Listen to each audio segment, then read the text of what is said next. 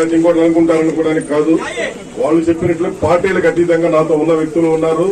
అలాగే ఇక్కడ ఈ రోజు వైఎస్ఆర్ కాంగ్రెస్ పార్టీలో నిజంగా 2019 ఎన్నికల్లో వీళ్ళందరికీ న్యాయం జరిగిద్దని ప్రతి ఒక్కరూ ఆ రోజు మర్రి రాజశేఖర్ గారు మంత్రి అవుతారని, మరి అలాగే మేము కూడా అలాంటి సీనియర్ నాయకులు మాకున్నారు మంత్రి అవుతాడని, ఆయన అడుగుజాడలో మన నియోజకవర్గం బాగుంటుందని చెప్పేసి మేమందరం పనిచేశాం. పనిచేసిన క్రమంలో మాకు కుటుంబ సభ్యులుగా ఆప్తులుగా తయారై మొత్తం అందరం కూడా ఈ రోజు నాతో సన్నిహిత సంబంధంగా తయారవడమే ఒకటే కొత్తగా అనేది లేదు అసలు. ఎందుకంటే గత 4 తరాలుగా 3 తరాలుగా అనుబంధంగా ఉన్న ఇక్కడ అన్ని కుల మతాలకు అతీతంగా అందరం వరుసలు పెట్టుకుని పిలుచుకుంటా ఉంటాం. అందరం ఒకళ్ళింటో ఒకళ్ళు భోంచేస్తా ఉంటాం. ఎటువంటి పరిస్థితుల్లో ఏదో ఊరికే కాదన్నా, ఖచ్చితంగా నా మనస్ఫూర్తిగా నేను చెప్తున్నాను, నాకు కాని పక్షంలో మర్రి రాజశేఖర్ గారికి ఇస్తే 20 కోట్లు నేను చందా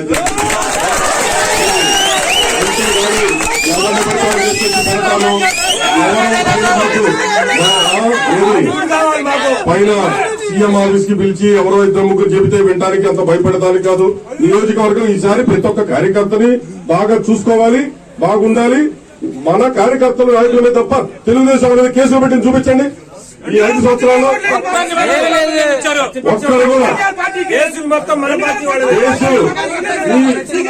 ఓపెన్ గా చెప్తున్నా. మరి మా వైస్ చైర్మన్ గారు కొలిసారి శ్రీనివాసరావు అన్న గారు అందరూ 6.5 కోట్ల పైన తీసుకొని 3 కోట్లు ఇచ్చి 2.5 కోట్లు కొట్టి ఈ రోజు పోయి గుంటూరులో కూర్చుంది. కాదని ఆయన ద్వారా అడగండి. నాకు 6.5 కోట్లు ఇవ్వాలి. నేను ఇందాక సజ్జల దగ్గర అడిగితే అమ్మాయి ఇచ్చింది వదిలేయని.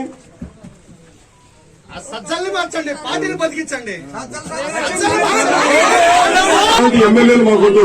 ఈ రోజు గుంటూరు నుంచి ఎవరు వస్తారా లేకపోతే విజయవాడ నుంచి ఎవరు వస్తారో మాకు అవసరం.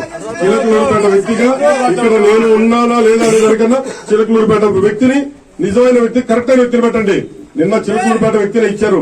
ఒక ఆడపిల్ల కష్టం తెలుసన్నారు, అదన్నారు, ఇదన్నారు. మీరు అన్నట్లే ప్రతి ఒక్కళ్ళు ఏదేదో పాటలు పెట్టారు. అందుకే ఎవరన్నా పాటలు తయారు చేయించమంటే ఎందుకురా బాబు పాటలు తయారు చేస్తే మనకు అచ్చుకోవట్లేదు అన్న. అక్కడ అవసరం అంటారు. అక్కడ కాబట్టి మనోహర్ అక్కడ పెట్టి ఇక్కడికి వచ్చి అధిక